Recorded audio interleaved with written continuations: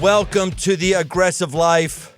According to Psychology Today, the average 4-year-old laughs 300 times a day. The average 40-year-old only 4 times. In fact, I think that's inflating the numbers. The average 40-year-olds I know are not laughing 4 times. 4 times? And we wonder why we're stressed out, stretched thin, over-medicated, over-listless, over and under anything healthy, unhealthy, all that stuff. There's a power in laughter, freedom, and lightness to counteract all the things that weigh us down. Now, to many of us, we've forgotten how to laugh, but thankfully today, we're connecting with the funny man. In fact, if he doesn't make us laugh, it's time for money back guarantee, although we're not paying him for this at all. See, I might have actually given people the first 4 laughs a day. That's true. I see our guest. I'm already up in his quota right now. It's really, really good.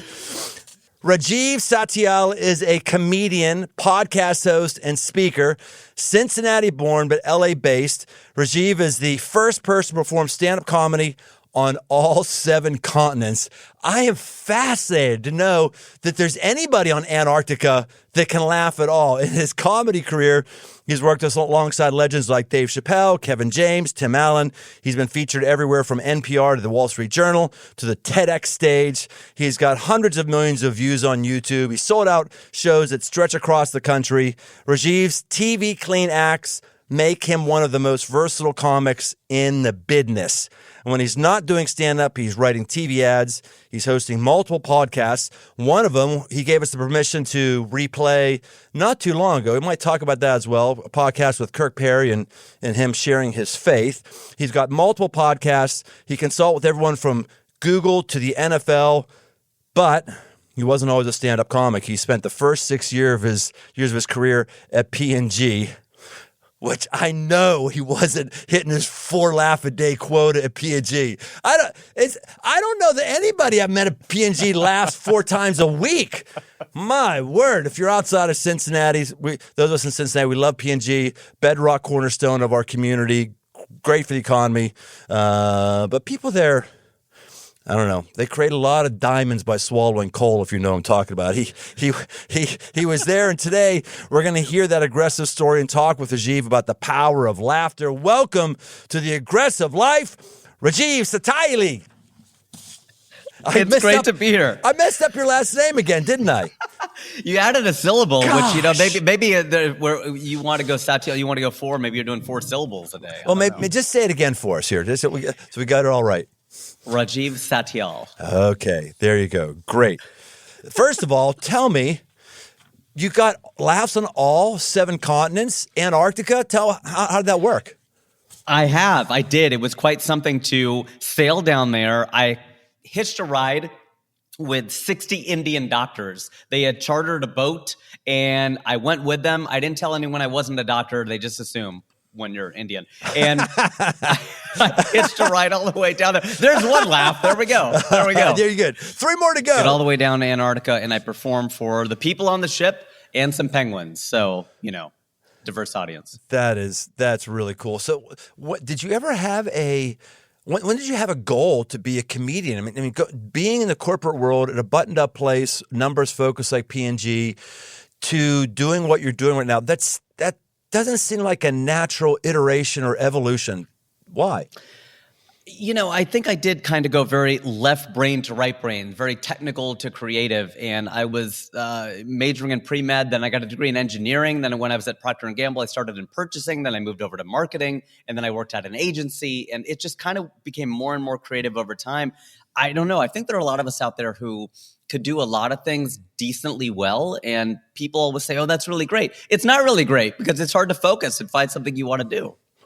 Man, well, so many of us, we only make career changes when we absolutely have to, and then we kind of stay inside of the same discipline, hoping and thinking we're going to make more money if we build on that expertise. So taking a flyer on a different career like that's pretty impressive. Was there fear you were dealing with? Was there what? A lot of fear. When I moved, actually, my friend Catherine, her brother ran Fiji Water out here in Los Angeles. He was the president of it. And I got a job as a brand manager of Fiji Water, one of 2 brand managers. And I worked there for 12 weeks. It wasn't supposed to be an internship. When you say 12 weeks, it sounds like an internship. And it was an you're fired, quit situation. We both went our separate ways amicably, but I didn't have the guts to make the leap without a job. I think just to cut the cord at P&G and move all the way across the country, that's scary stuff, man, even at the age of 30. Right. No question. And you list Pete Sampras as a big force for your career. Why? Well, I have an entire story I've written out that I could read to you, but I don't know if I want to. Well, I don't think I'm bored. Are you not good enough to tell the story? You just have to read notes? Is that the way it works for you? That's the way it works for me. You think after 17 years of full-time comedy, I'd be able to, tell it to you straight up. But it happened a long time ago. It happened in August of 1998. And this is mere days before I was going to perform stand-up comedy for the first time at Go Bananas Comedy Club in Cincinnati. Yeah, Have you been there? Yeah, I have. Okay. Have you laughed 4 times when you went? Did you? I definitely at least laughed 4 times. Yes. That's good. You got your money's worth. So there's no money back guarantee. You're good to go on that one. And you might be aware that in Cincinnati, in Mason, Ohio, they have one of the world's largest tennis tournaments. Yes. And really one of the biggest on the planet. And I was a ball boy there, and I met Pete Sampras when I worked in the player locker room, and I ended up doing my comedy act for him. He was the first person for whom I ever did stand-up comedy before I even got up at Go Bananas 2 weeks later. He asked you, do comedy for me, or you just dropped some lines and he was like, keep going? How'd that work? There's a whole story to it, but basically the year before that, in August of 97, it was a particularly dreary week. And usually that's a good time in Cincinnati. It's hot. Right, August, but it had rained nearly every day, and a lot of the top seeds lost in the early rounds. And there was one bright spot. There was actually the 7-foot-tall Charlie the Tuna mascot goofing around with kids. Charlie the Tuna, it was one of the sponsors there, and he was sneaking up behind people and hitting tennis balls and goofing around with kids. And I was talking to some of the ball boys, a position I held for a couple of years actually, and I kissed enough ass to get into an indoor job where I worked in the locker room. And my buddy Neil, he goes to me, he goes, you know what you should do? You should ask Pete Sampras to wear that Charlie costume and go hit tennis balls on center court. And then he could pull the head off and surprise, it's Pete Sampras. That's awesome. And I rolled my eyes at him, and I told him that was the stupidest thing. And like any guy taunting, Brian, guys taunt you. And he knew exactly what to say. He goes, I knew you didn't have the balls to say that to Pete. And I was like, man, did you just call me chicken? And, like a chicken of the sea, tuna. And I had to do it. And it went from there. So, I could tell more of the story, but that was the genesis of it. Did he do it? Did Sampras put on the suit? He did not do it, but here's what ended up happening. A few months later, I'm watching ESPN, probably like October of that year, 97 rather. And one of their funny sports commercials comes on. The San Diego Chicken, that mascot, a mascot for the city, is walking around, messing around with people in the studio, Sports Center, and the chicken goes out to get a drink of water, and he pulls the head off, and it's Pete Sampras. Oh, my gosh. I'm not joking. That is what happened. I felt like Kramer in Seinfeld, where he's like, the beach, he stole my idea, Jerry. And the phone rings. It's Neil. He goes, did you see that ad? Next year, you're going to have to approach Pete Sampras. I had to wait 10 months. When you're young, that's a very long time. And it went from there. So I walked up to him, and I kind of ribbed him for stealing our idea. And he just kind of said, I said, well, that's too bad, because I was going to put it in my act. He goes, are you a comedian? I go, well, I'm working on being one. He goes, tell me a joke. I go, I need to get my notes. I told him that too, Brian. See, I told him I need to get my notes. And he just goes, you're going to need to be a lot faster than that if you're going to be a comedian. I said, Pete, let me get my notes. I've never even been on stage yet. I went to go get my notes, and I brought them into the training room, a 10-foot by 10-foot space. And I did about 18 minutes of comedy for Pete Sampras when he was the number 1 ranked player in the world. Did he laugh? He laughed with me. Probably at me a little bit more than with me. We had a sports medicine doctor in there, and he started to tell his own jokes, and Pete goes, hey, hang on a second. I'm trying to listen to Rajiv. And that guy was a jerk, and that made the whole thing worth it for me. I'm like, you know what? Pete Sampras needed to hear me and not this other guy. I'm in. Well, I'm glad you said that, because I was a quasi-tennis fan when my daughter was playing competitive tennis, and right around the time when Sampras was there, and so I would watch the big Grand Slam tournaments and stuff, and it was always surprising to me that at that point, the greatest tennis player in the world, the most Grand Slams, like people just didn't like the guy. He just wasn't a very likable guy. And you look at the people who are there today, like who doesn't like Federer, who doesn't like, what's the Spaniard always Nadal and these Nadal guys, always picking his butt, and even Djokovic, that's his routine, he picks his butt back there, and Djokovic, who is at least likable, but Sampras could never figure out how to be liked. He's very standoffish, and that's why this story is so surprising. I grew up as an Andre Agassi fan, and Agassi was very effusive, and you could go talk to him, and he was in his world. He was also ranked number 1 during the 90s too. But Pete was a hard guy to approach, and walking up to him was hard, man. It's like you talk about the aggressive life, like being aggressive and getting up there to talk to him. You imagine talking to the prettiest girl in your school when you're a sophomore in high school. Right. This is 10 times that, man. I got posters of this guy all over my wall, and I'm going to go walk up to him and ask him to put on a Charlie the Tuna mascot outfit. That was hard to do. And when I did that, I pitched him on that idea. He just stared at me and walked out of the room. And it took a lot of charm for me I think, to get him to open up. But when he did, he was super cool. I've been really fascinated by stand-up over the last few years because I think what I do, preacher, teacher, I do a lot of public speaking. I think of all the different disciplines of speaking, whether it is, a college professor, a motivational speaker, whatever it is, I think stand-up comedians have the most for me to learn from in terms of, I think, the demeanor that you have, the way you think through a set, whereas a college professor, they're just going through their lesson plan, at least the ones that I had. So I'm really fascinated by watching stand-up comedians, and I think through the preparation process that you all must go under. It's probably similar to some kind of process that I go through. So tell me, your first time getting up, was that the scariest time? The first time? How did you know how to prepare your notes? All that kind of stuff. I think the scariest is the time you go up after you bomb for the first time, right? Because the first time I killed. I did really well. I was brimming with confidence, Brian. I had just performed for Pete Sampras, my idol, and it went well enough. And so I went on there, what do I care what Bob from Kenwood is going to say?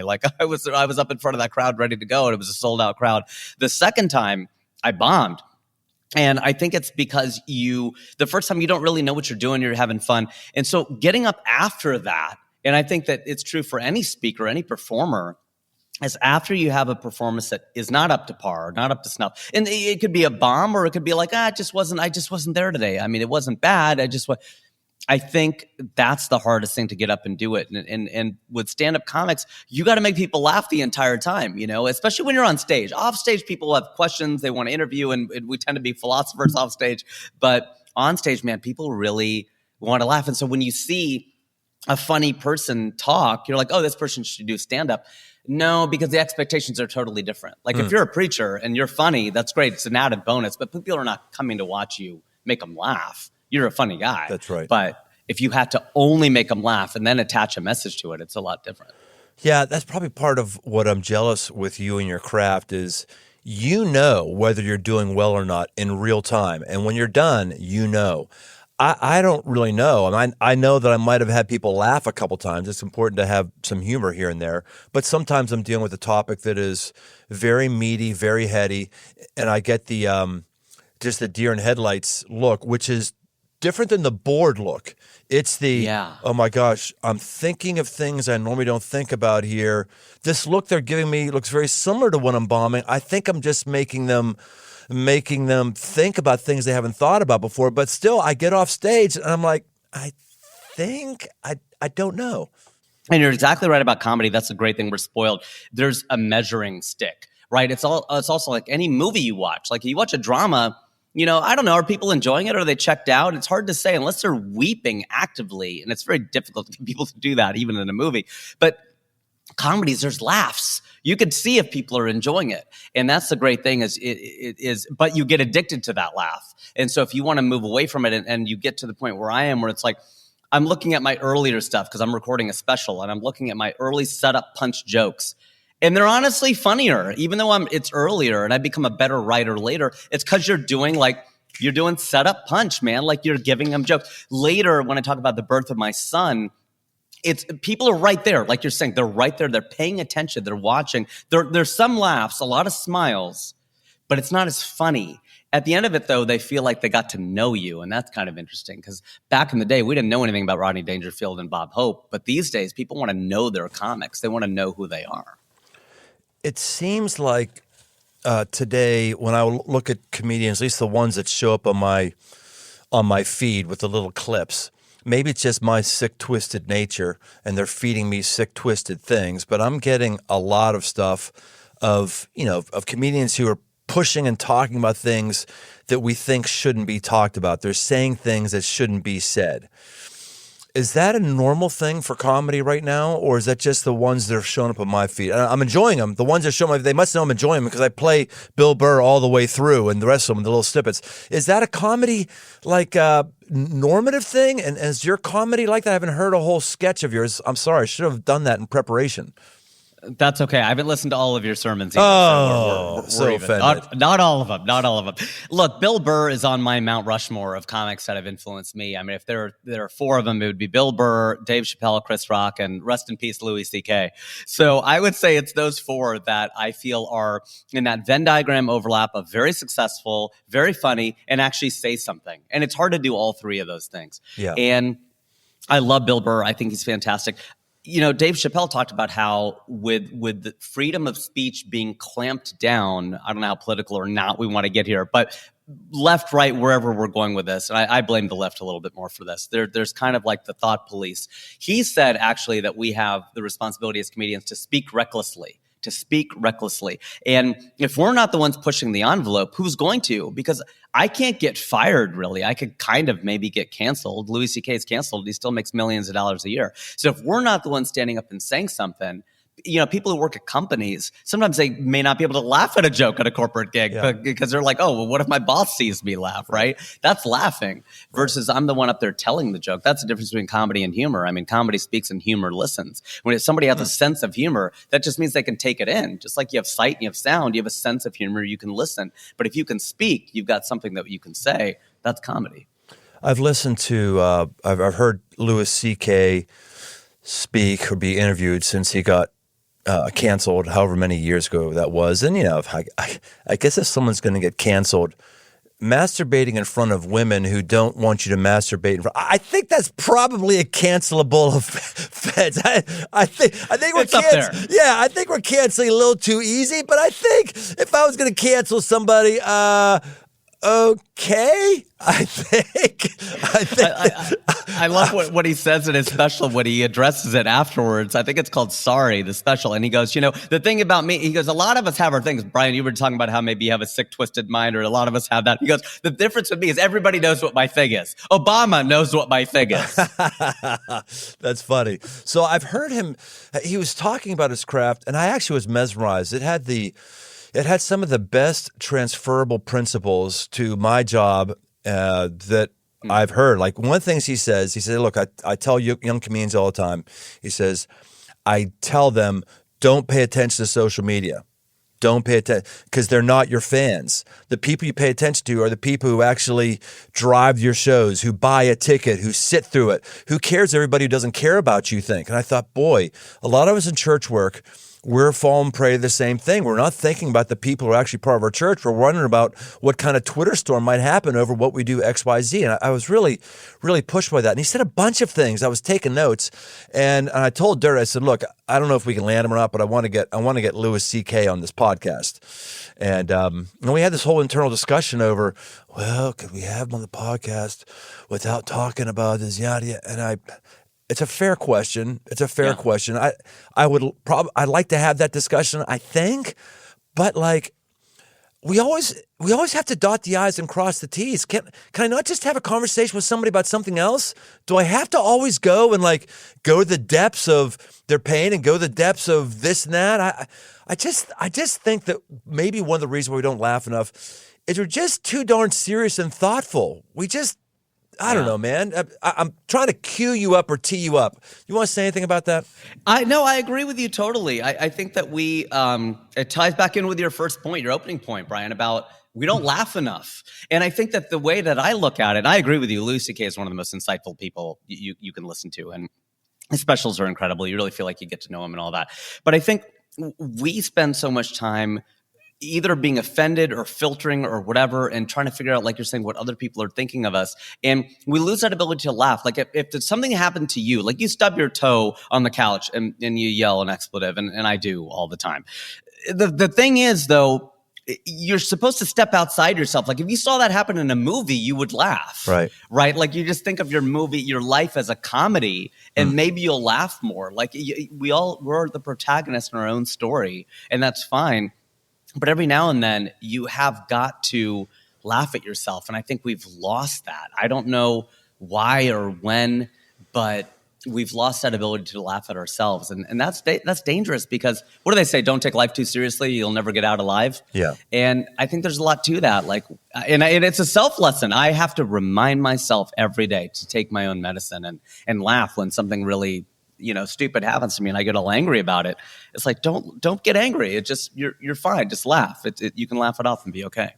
Your parents were first generation immigrants from India, right? Correct. Yeah. I'm just trying to think through that dynamic as well of you charting the course that you're charting and them being supportive, being not supportive. How did they process that? Very supportive. But there's a difference between supporters and believers. And supporters are people who kind of have to support you. They're your family members, they're your friends. They're in it with you, whether they want to be or not. Your well-being is tied to theirs, and they support you. They're going to show up. They're going to your point, buy a ticket, sit through the show, all of those things. But belief is something that happens to people's eyes. You can see it after a strong set. And, if you do a 9 out of 10, people are like, whoa, that was really good. It was great. But at 10, they're speechless. They're just struck dumb. And I've had people come up to me like, I knew you were funny. I didn't know you were that good. And of course, those are my best shows. I've had go the other way too. But, at your best ones, and Steve Martin talks about this in his book, Born Standing Up, anybody can have a great night. The key is to make your floor higher, right? To be consistently good every night, and to make sure that you've got it. Your ceiling can go higher, but your floor should not be so low. You should be able to consistently do this. It's your craft. Oh, I like that. And be able to do that. That's what's really, so they become believers when they see you and they go, my gosh, you can actually do this. And you have to earn that. Support, you don't really have to earn. Like, they should support you. They're your family. They're your friend. They should support you. They owe you that, I think. But they don't owe you their belief. They don't owe you their confidence. You have to earn that.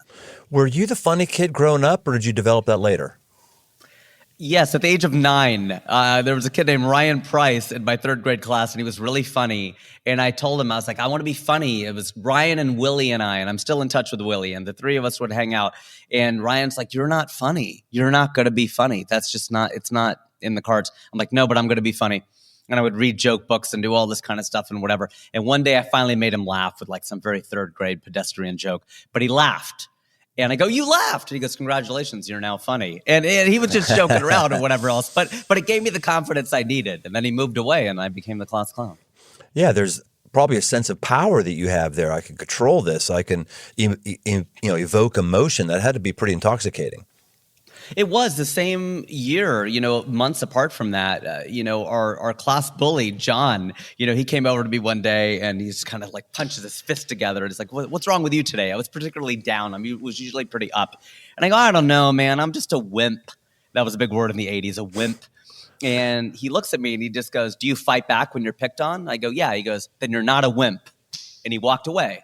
And I realized even right then, Brian, I was like, this is a significant moment in my life. The class bully doesn't think I'm a wimp. And that instilled a lot of confidence in me. Between Ryan and John, I don't know, I became a funny guy who was not afraid to mouth off, as my teachers would find out.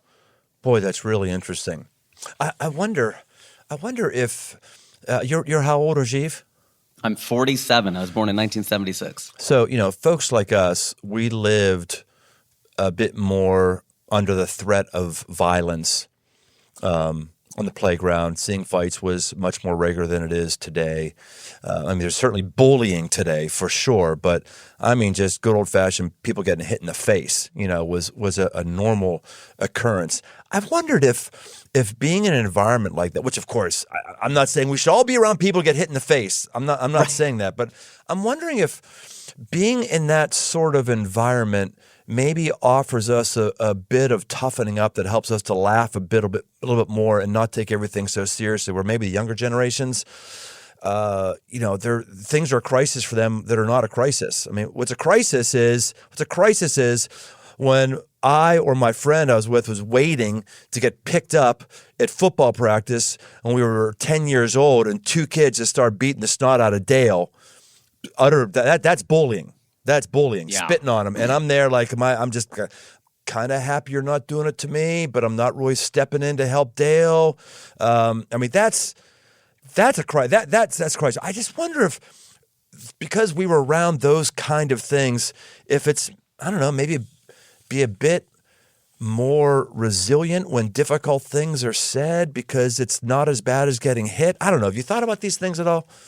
Jonathan Haidt talks a lot about this. You know, he's up in New York, and I'd follow him into a fire. I mean, of all the people that I think are a North Star for his opinions and things that he says, he's a sociologist or psychologist. I've read one or both of his books, I think. And he talks about this, like it's the kids that were born, you know, and came to maybe born in 96, 97. He calls it iGen, the people right after, well, now they're called Zoomers, I think.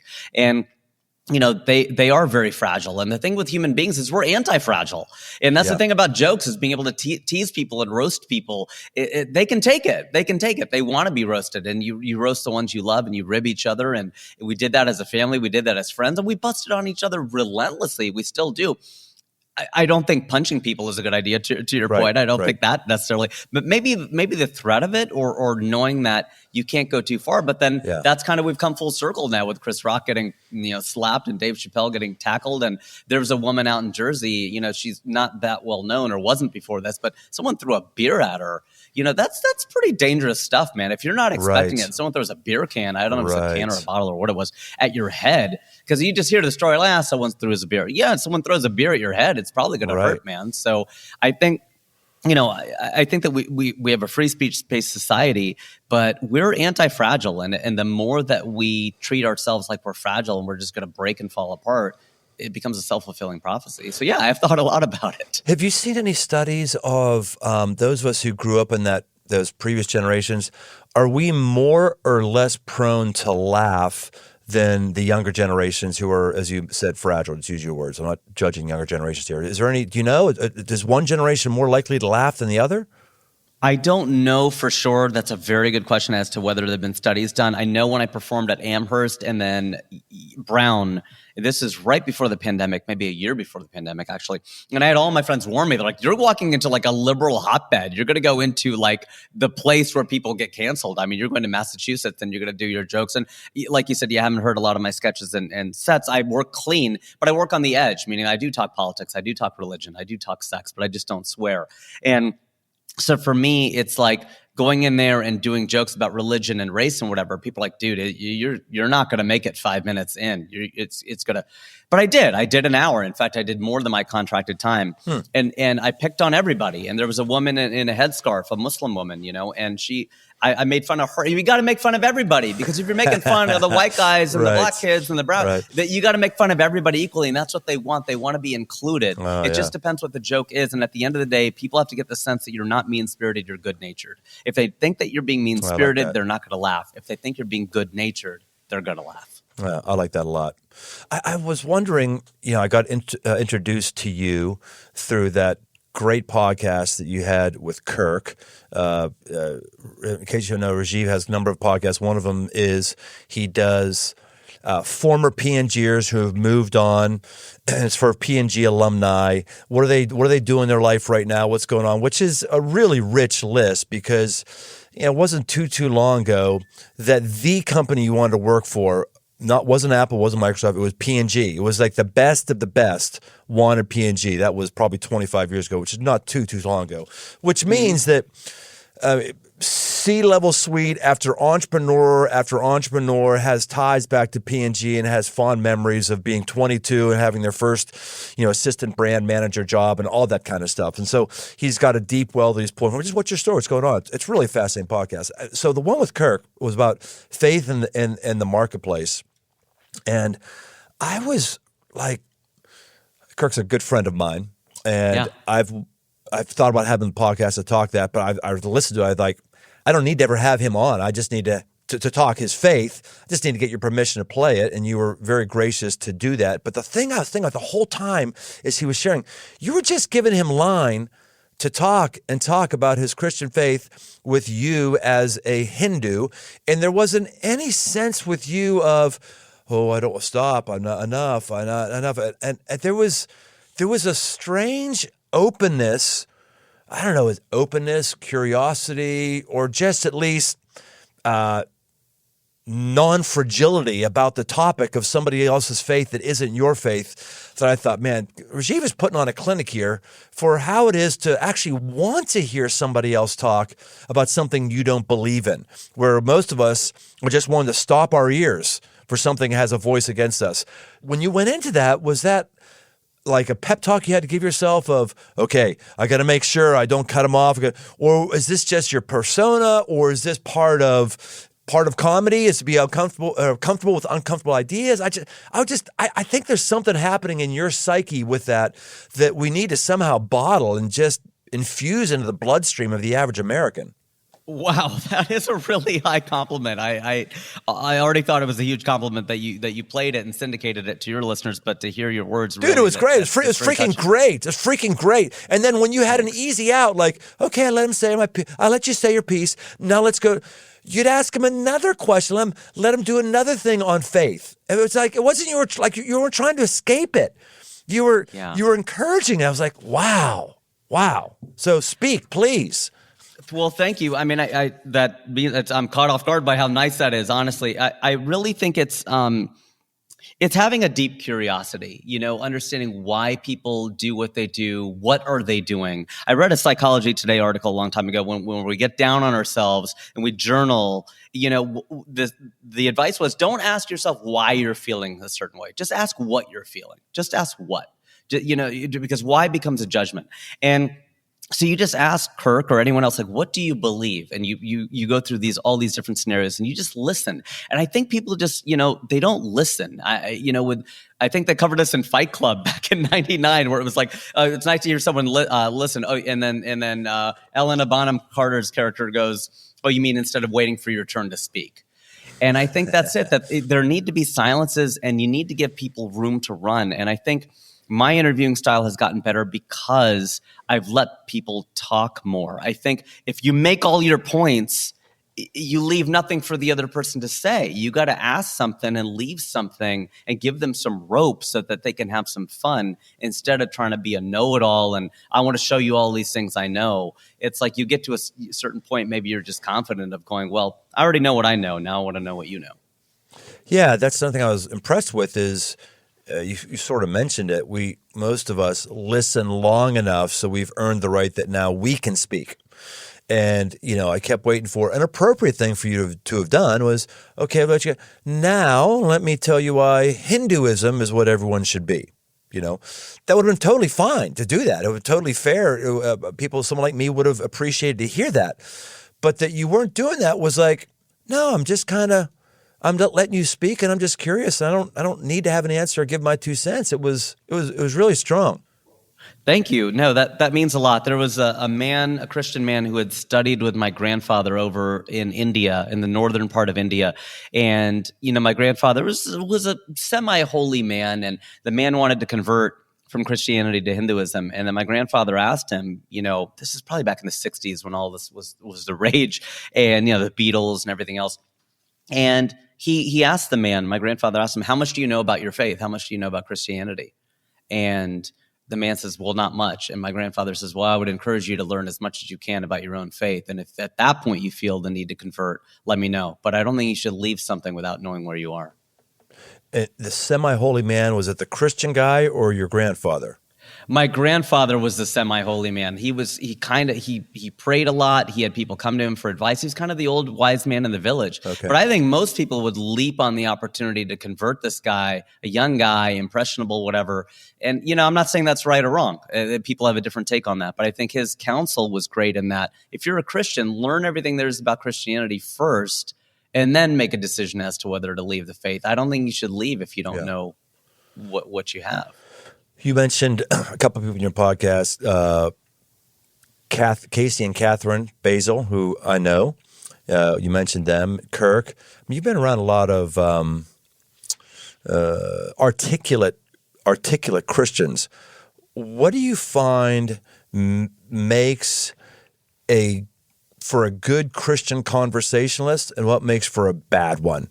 What makes for a good conversation that we for sure have more Christians than Hindus listening to our podcast right now, and more Muslims and more, we for sure do. So let's keep it on the Christian thing. What makes us, what's a good conversationalist, a good listener, and what's a bad one? What are some of the pitfalls that we get into? I think the good part is you can feel the energy of someone who really is exhibiting the grace of Christ, right? Someone who really is listening, someone who is trying to understand. My best friend, John, is a devout Christian, and he makes no bones about the fact that he'd love for me to convert. He really would love that. And we've talked about it many times over the years, and I've said, it's not something I would do. That said, I mean, we still are best friends this many years later. We don't agree on politics. We don't agree on religion. But we do have these deep, very roving conversations where he'll just listen. And he was one of the few that when he would call my house when I was a kid, and I have 2 brothers and 2 parents, and whenever anybody would pick up the phone, he would talk to them. He wouldn't just be like, "Get Rajiv." He'd be like, "Oh, hey, Mrs. Satyal, how are you? How was your day at school? And, how are the kids doing? And, what's going on with you?" And he would talk to them for 5-6 minutes. And my parents like, wow, he's one of the few people that really talks to us and listens. And I really think that it is a lot of that. It isn't just preaching and saying the same old stuff over and over. I think it's just trying to meet people where they are. And I think, again, too many of us, whether we're Christians or Hindus or anyone else, we just go in with what we want to say. We have our talking points. We have all of our minds made up. And if you disagree with us, you're an idiot. And that's just not going to win too many people over. It's pretty rare to be you call your best friend someone you don't share anything with politically or religiously. How can that be? Because we're from the 80s, man. We're born in the 70s, grew up in the 80s. That's how it used to be. And now it's just really hard. I think that the strain of politics is the new religion. Yep. And it has changed a lot, whether it's the woke left or the MAGA right. They're not traditional liberals and conservatives. I think liberals and conservatives could have reasonable differences and try to figure out some middle ground, and they did. And, we can get into whether that's right, wrong, whatever, and how it got to where we are. But I think that a lot of people on the woke left and the MAGA right, they don't argue in good faith. It's just very hard to have a reasonable conversation with someone who holds such an extreme, maybe not even an extreme point of view, but they're just not going to change their mind. And most traditional conservatives and traditional liberals I know are intellectually curious. And the other people, it's just a cult. Yeah, right. Right. I was just do a podcast. One of the podcasts I listen to is called Pivot. Are you familiar with it? I am. Yeah, that's Scott Galloway and Kara Swisher, right? Right. It's kind of like a cross-cultural listening experience for me, because of those folks are so different than me, especially Kara. Just very, very different, very, very different beliefs. But it's like it's not just they have a really interesting take on the news, but they have great band with one another, and I hear like, oh, so that's what someone on the way left thinks, and how she talks. I would say Kara's on the way left. Scott is probably left of center. Yeah, he's just left of center. Yeah, but they got into this discussion on the most recent one I did about gun control and comparing America with England and with Japan, who eliminated their guns, and the differences in culture. And Scott had some really, really fascinating and probing, penetrating insights, which me as a gun owner, I've got a bunch of guns, I hunt, and I like guns, I got a bunch of them, I found really compelling. I was like, boy, that's a real, and I thought, oh, I should send this to X, Y, and I thought, I can't send it to them. They're not up for hearing anything that they don't agree with. Not hearing up just can't handle it. And it really bummed me out when I thought about it. Like, man, I would love to interact with about these thoughts with somebody who actually thinks like me and has the same gun collection I have. and see what they think. But as I went through my mind, like, okay, who would that be? The people I know who I'm not a massive gun aficionado. I'm not. I'm really not. But I have them and I use them. It was hard for me to think about somebody who actually has them and uses them, who could have a level-headed discussion without just going, oh, it's a right, it's America. Gosh, whatever, man, whatever. Bum me out. I think it's important to engage with people's best arguments. I don't know if Kara Swisher said that or somebody said that. Like, try to think of, and with jokes, it's the same thing too. I met a guy in LA the other day, and he's 7'5", 7'5". So what's the question you don't ask him? Don't ask him how tall he is. Everybody asks him that. So try to think of the first and second things that everybody else is saying, and try to think of the third thing. And I think it's exactly right with platitudes too. Well, America, freedom. All right, we got those arguments. Give me the deeper one. Give me the thing after that you believe in your own words. And I think it's hard to do that. People just are not. I don't know if they don't want to change their mind or what, but they're not willing to move on it. They just don't. I guess they've already made up their mind, and that's where they are. I don't mind if you're not willing to change your mind. I mind if you're not willing to hear someone else's mind. That's really what bothers me. I could not agree more. I was we did a couple days out in Palm Springs, and most of us were left of center all the way to really flaming liberal. And one morning, a guy asked us, and I thought this is a brilliant question. He just goes, "Okay, on what are you a closet conservative? Like, just give me an issue where you go, put on this." And I tell you, Brian, there were people who were deeply Christian. There were people who were pro-gun. There were people who were pro-life. It was like a CPAC convention. It just wasn't all the same person. Like, they were human beings. Like Chris Rock talked about how he goes, on crime, I'm a conservative. On prostitution, I'm a liberal. You're kind of like, all right, I'm a human being. I contain multitudes, like Walt Whitman. I mean, there's a lot more to it. And if you probe through all of it, gosh, man, there's got to be something where you go, okay, I can kind of see the left's take on this. And, when I volunteered at Mercy South Hospital, I listened to a lot of pop, a lot of hip hop, and a lot of the girls there listened to classic rock, the Fox. 94.9 was what it was back then. And I hated that music. I found it so boring and so dull and so drab. For 4 hours a day, I had to listen to this crap. And one day, a song by the Beatles came on. Oh, okay, I know that song. One day, a song by the Stones came on. Oh, yeah, I know that song too. And then, a Doors song would come on. And then the next day, I'm like, oh, I want to hear that Doors song again. Next thing you know, I'm a full-blown, huge classic rock fan, just massively just into classic rock, and I still am. It's because I got exposed to something that now you'd put on your headphones, and I would never have learned who the Guess Who were. I would never have gotten into any of the stuff that I got into, and I would have missed out on decades of great music. It's because I was forced, to your point about getting hit in the face. I was hit in the face with this music, and I think it's exposing ourselves to different points of view. I mean, otherwise, that's why we're in America. Right, like, that's what's really great about this country, is that in every other country in the world, you have maybe one city in each country that's diverse. Here, you've got 15 of them. Go learn about other people and other cultures. It's interesting stuff, man. And otherwise, I said that to a friend of mine. I go, I can't stand when it's just like an entire group of one type of person. He goes, so you hate countries? And I'm like, okay, all right, I guess I hate countries. Oh, that's funny. Today's podcast is brought to you by Athletic Greens. It's a product I use every day. I started taking AG1 because I don't watch my diet too closely, but I know that I'm getting all the vitamins, minerals, and nutrients I can, as well as hydrating with 12 ounces of water right off the bat at the beginning of the day. One scoop of AG1 has got 75 high-quality vitamins, minerals, whole food source superfoods, probiotics, and adaptogens.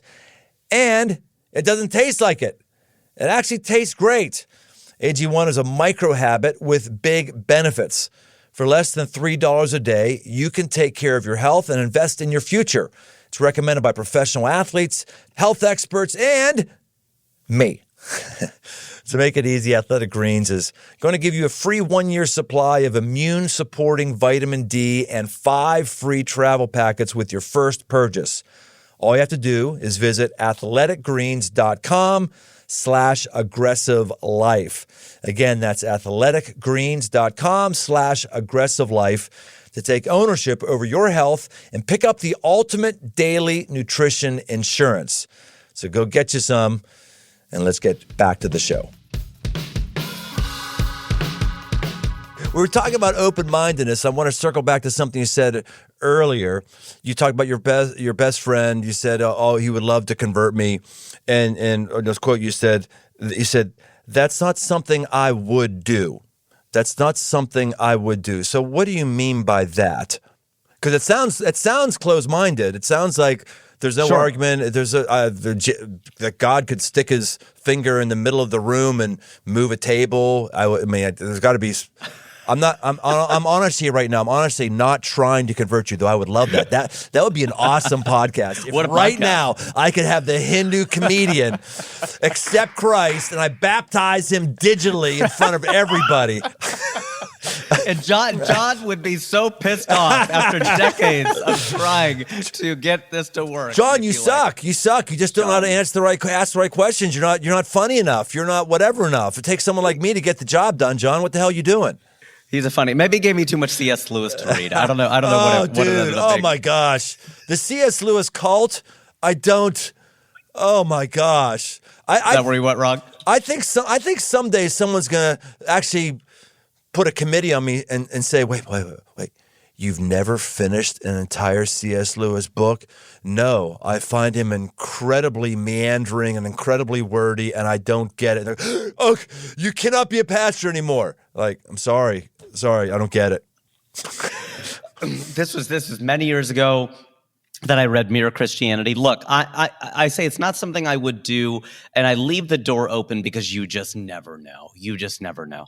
And I do feel like at a certain point, Hindus, we're really wishy-washy. This is the way I describe it. Like our religion has been here for 5,000 years, and we just believe that all of it can be true. It's the elephant. You've heard that parable before, I'm sure, where there are different men are feeling the different parts of an elephant, and there are just different paths, and there are different dimensions to things. I think with Einstein, his whole theory of relativity proving that it could be one time here and one time somewhere else, well, then all bets are off. Then so many things are possible beyond our comprehension. There are 26 dimensions. I'm sure there's a way in which we're all right, and I'm sure that there are probably ways in which we're wrong. I don't dispute the basic tenets of Christianity, and with the more I read about Jesus Christ, you're just kind of like, wow, I mean, there's not anything he said where I'm like, no, but that's wrong.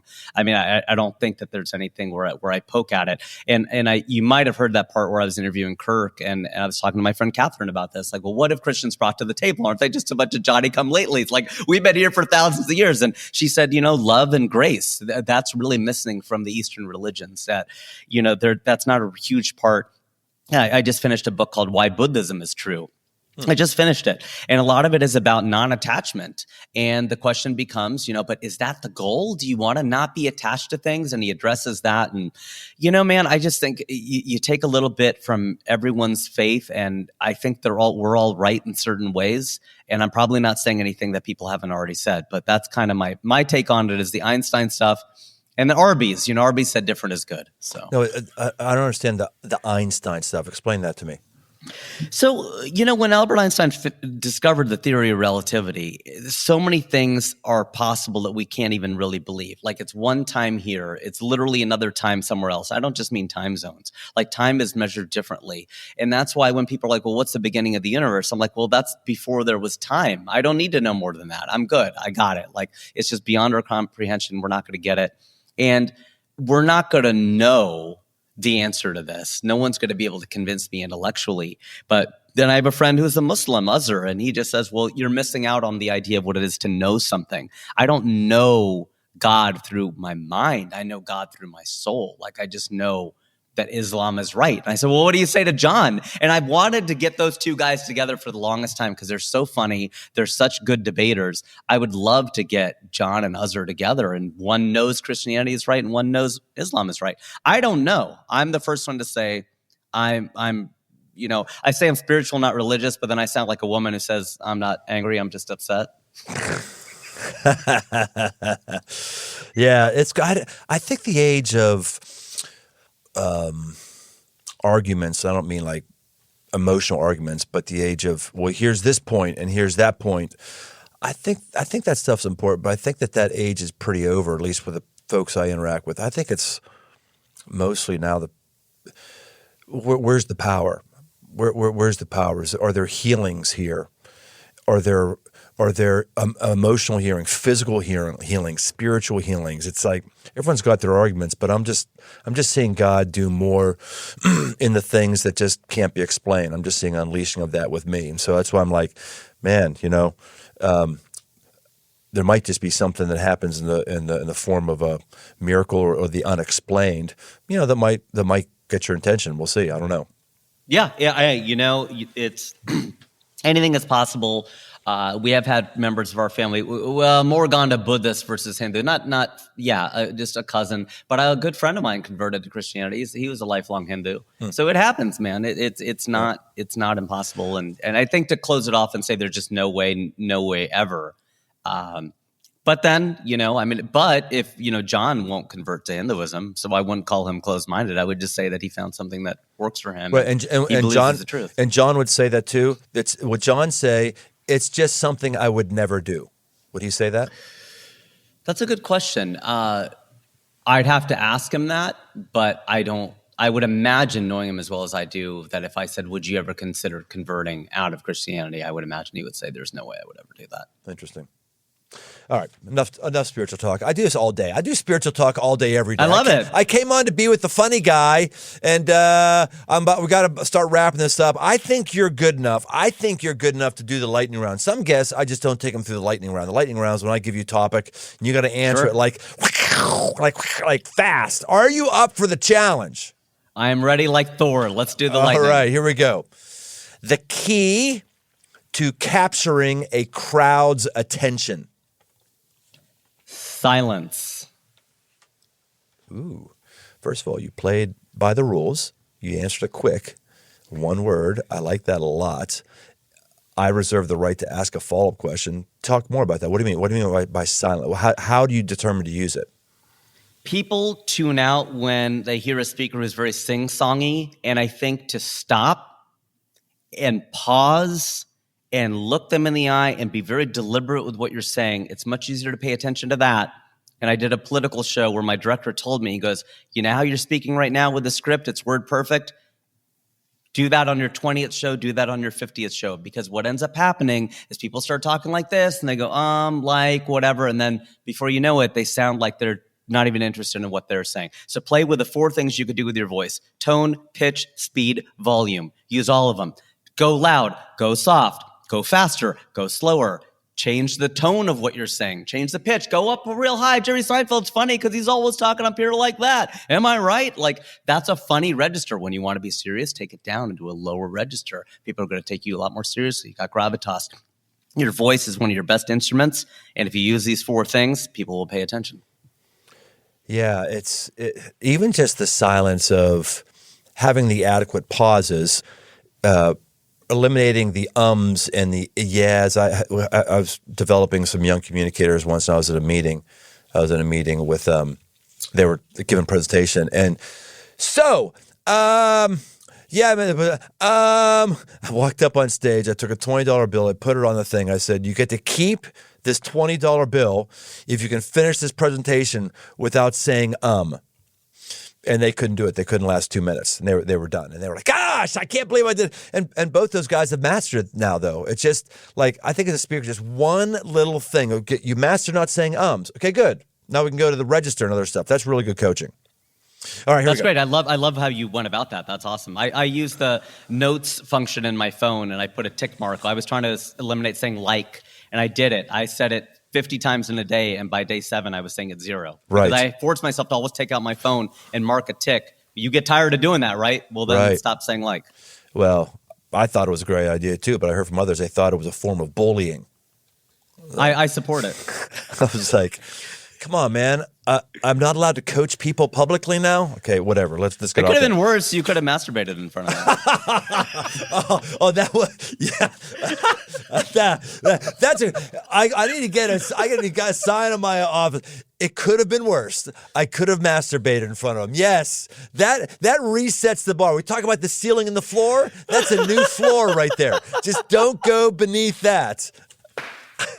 All right. Gosh. Okay. Comedian, back to lightning round. Comedian that makes you laugh the most. Chris Rock. Career goal that you are chasing. I want to host the Oscars. Most important characteristic or skill for a successful comedian to have. You got to be funny. Most aggressive mistake you've made and what you learned from it. Not following up with people once they showed interest.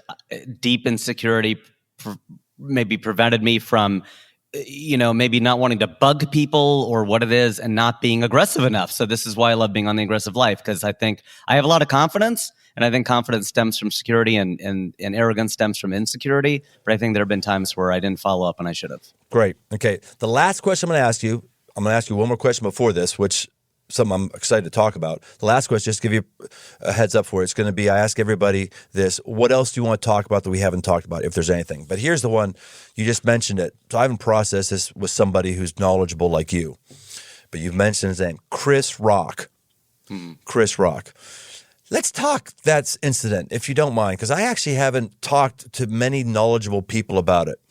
Man, I got to tell you, I think Will Smith's getting a bum rap. Huh. Okay. I'll give you my perspective, and I'd love to hear your pushback, and then where it goes to Chris Rock. I just thought Chris Rock, he with his most recent comedy special, I just think he just offered. He knows Will Smith is twisting in the wind. He knows that his career is in the balance. He knows that he's been getting publicly shamed for a year. He knows that he knows that Will Smith has reached out and he has returned his calls and made apologies. He knows all these things, and he knows people waiting for him to say the first thing that he's going to say. And man, he just threw more gasoline in the fire. There wasn't even like throw gasoline in the fire, and then but I know Will. It just seemed really, really low rent to me. I mean, go low blows for humor. Talk about the unspoken side. I love that. I just was thinking there should have been some pinch of dignity that was given back to Will Smith. I thought it was a low rent move. I don't disagree with a lot of what you just said. I mean, as a comic, I was on stage later that night talking about it, and I was deeply offended and appalled that somebody would assault a comedian, because it is crossing a line in society. And if we have free speech, then people need to be able to listen, and that's a privilege. That's a privilege that we all have. It's a right. We've enshrined it as a right, but it's a privilege, and it can be taken away. And George Carlin talked about this. We have no rights. They're all privileges. They can be taken away. And we're not saying that they should be, because we believe that they're, endowed by our creator, right? That's the basis of the Constitution in America.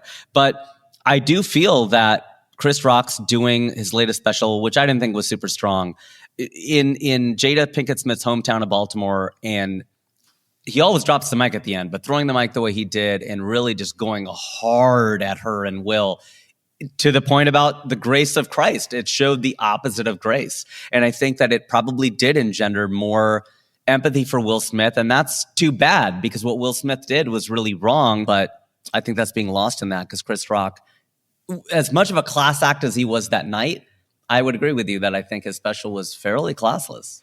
And it was a year to process this. I mean, if it was like 2 days later or a month later, but he knew his words were weighty here. I was disappointed with him. I really was. And I think, obviously, Will Smith is a towering man who's got muscles that Chris Rock doesn't have. Going up and slapping a little guy like that is low rent.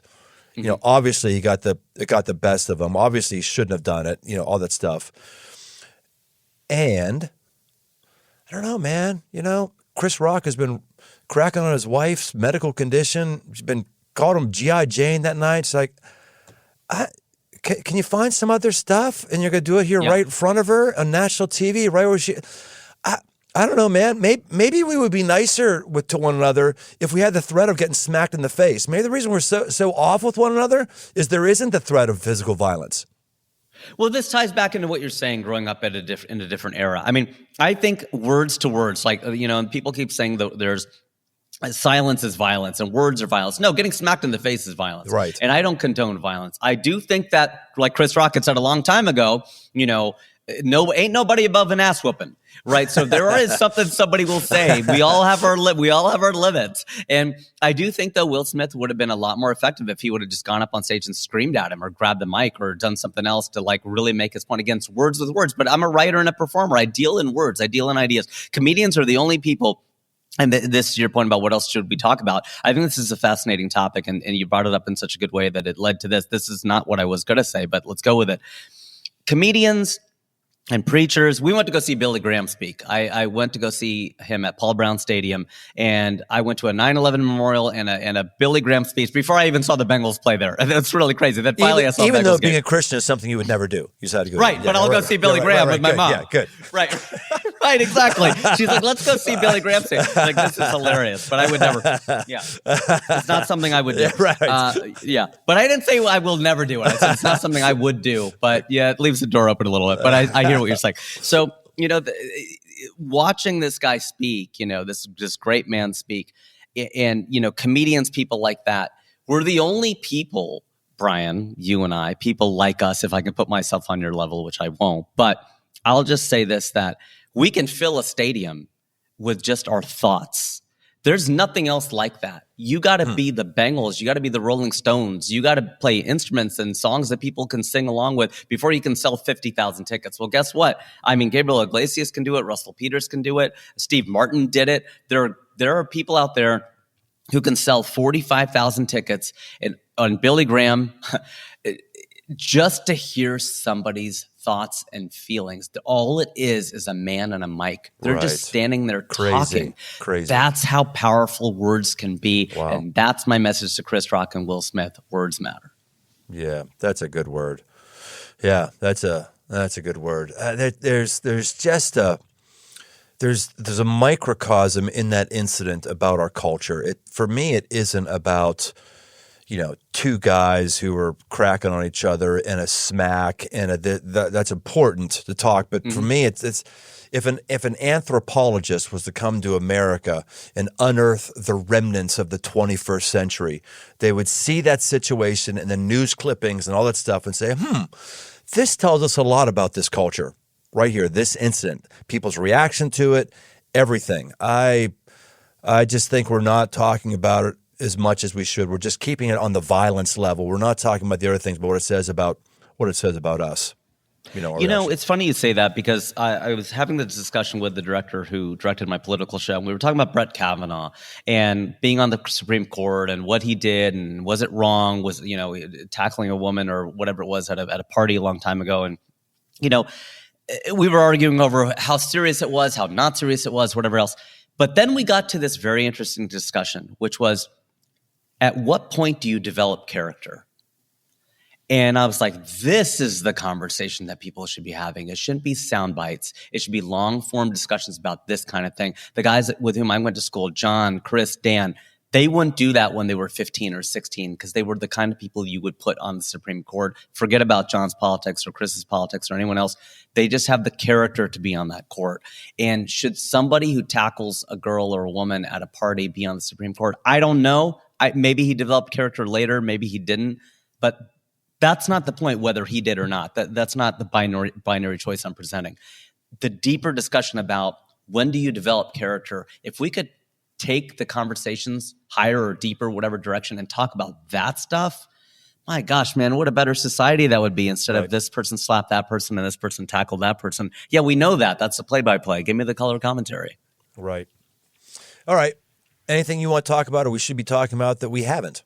And by the way, this is when to advertise yourself. Talk about whatever we're going to talk. No, let's talk deep. I've been asking you stuff, so I would love if you had something stimulating that I can play off of. We can talk about. That's great. And then make sure we close it with you giving advertisements for all your stuff. Okay, that's great. Let me think for a second here and think what I want to ask you, because I hadn't thought of that. There could be nothing you want to talk about either. That's fine. But there is. This is a question that I love to ask people. Brian Tome, when did you know you were good at what you do? Yeah, this is a good story. I'm just going to keep it on the speaker level here, level and not the leader level. I was on the football team in my high school.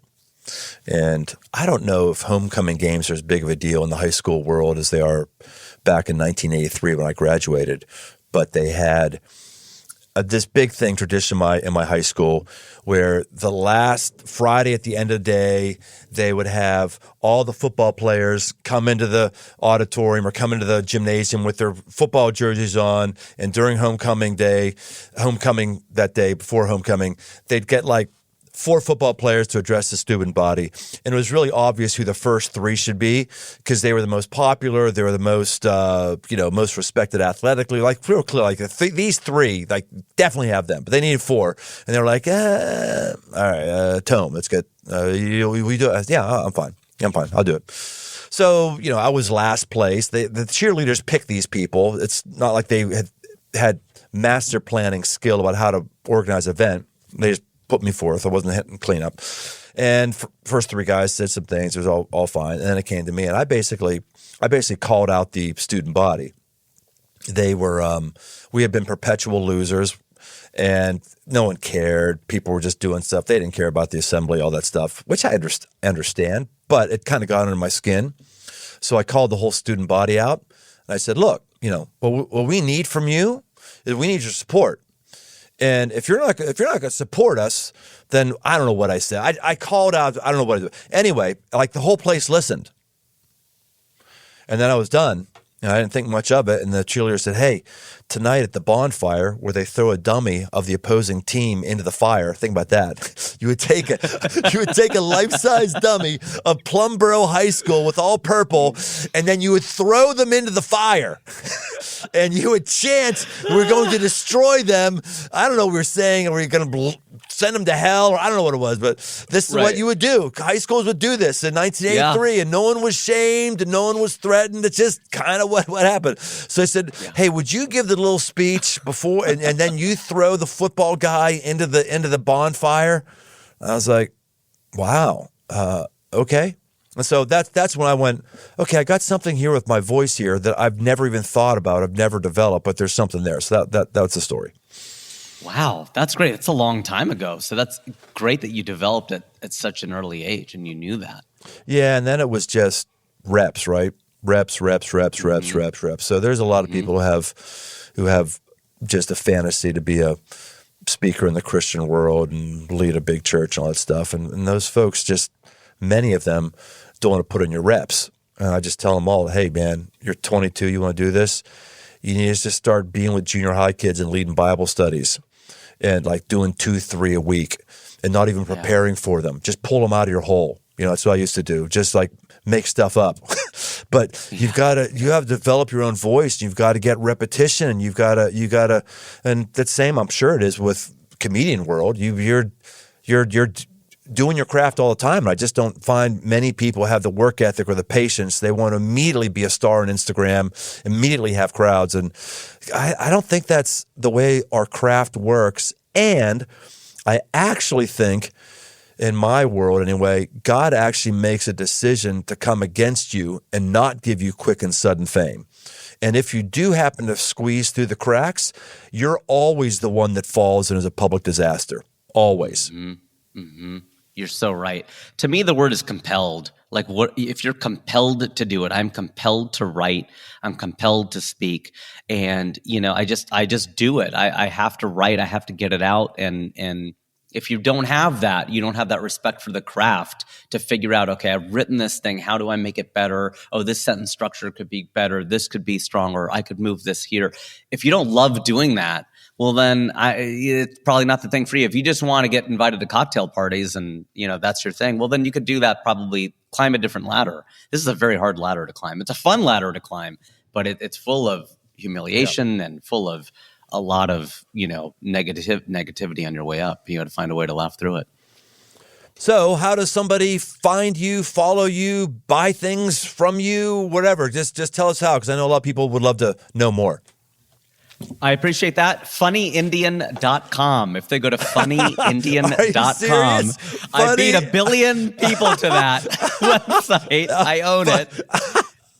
I own funnyindian.com. You beat 1 billion people to it. That's really fun. Yeah. What year was it that you got your foot in the queue? I think I got that in 1998. I think it was right about the time I went up at Go Bananas, and I own a lot of the iterations of it. Funny Pakistani, Funny American, RajivSatyal.com, my own name, RajivSatyalSucks.com in case I get hecklers. I got a lot of, the real estate, virtual estate around it. So go to that website, drop me an email. It has all the links to my social media. Probably the biggest one for me is Instagram. I have Funny Indian on there, so Instagram.com/FunnyIndian, or just type in Funny Indian in Instagram or LinkedIn or any of those places, and you'll probably track me down. But I do respond to emails, and I love when people sign up for my newsletter, but it all starts at funnyindian.com. I do a lot of corporate events, to your point. I work clean, and I found a lot of connections between jokes and ads, and I've given a lot of speeches about humor, about diversity, about innovation, about personal branding, So anything you want to know about, 47 years on this earth, working in politics and marketing and engineering, in comedy and acting, has taught me a lot. Yeah. Well, you're a learned man. Hey, Aggressive Life team. Hey, let's remind ourselves here. This is not the interesting life. It's not called the interesting life. It's not called the fascinating thoughts life. It's called the aggressive life. Man, I'll tell you what, there's something you heard here today you have to actually do. Like, if you're way south of 4 times a day, you need to figure out how to freaking laugh more often. I mean, do that. Maybe you're going to work on your own speech patterns. Maybe you're going to think about in your own presentations, whether it's a presentation at work or whatever, have you been thoughtful about the verbal tics you might have or the physical tics you have? Let's take that maybe up a notch. Maybe it's going to be you're going to actually ask and listen to somebody who thinks something different than you do and aggressively listen instead of aggressively proselytize. Which proselytizing is fine at the right time, right place. But what's really not good is when we're just in the habit of just convincing everybody that we're right. Maybe you're going to do that. I don't know what it is, man, but there's a lot of rich stuff here today. Let's go out and enjoy our lives, and let's change our lives. We'll see you next time on The Aggressive Life. Hey, thanks for listening. For all things aggressive living, why don't you head over to briantome.com. Find my new book, Move, a guide to get up and go forward, as well as articles and much, much more. And no matter where you listen to podcasts, why don't you take a second and leave us a rating, leave us a review. It really, really helps us drive new listeners to the show. We want to help as many people as possible, just like we may have helped you. We want to help others. So why don't you help us out? And if you want to connect, find me on Instagram, @BrianTome. The Aggressive Life with Brian Tome is a production of Crossroads Church, Cincinnati, Ohio.